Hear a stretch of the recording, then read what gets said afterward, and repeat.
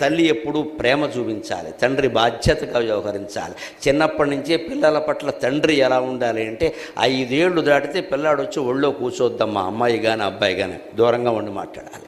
తండ్రి ఈ మమకారాన్ని గొడ్ల నీళ్లు కుక్కుకుంటూ దాచుకోవలసిందే తప్ప నా నెత్తి మీద ఎక్కువ అంటే కుదరదమ్మా. ఇక్కడ తల్లి అనొచ్చా మాట, తండ్రి అనకూడదు. 5 ఏళ్ళే తీసేయి. తల్లి చెప్పాలి, నాన్నగారు వచ్చారు లేచి నిలబడు, నాన్నగారు వచ్చారు మంచినీళ్ళు, నాన్నగారు వచ్చారు బ్యాగ్ అందుకో అని చెప్పాలమ్మా.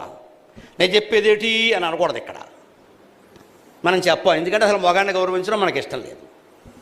ఏంటి ఆయన గౌరవించేది ఇక్కడ అని అడుగుతారు. ఇక్కడ నువ్వే గౌరవించవు, వాడేం గౌరవిస్తారు. ఇక్కడ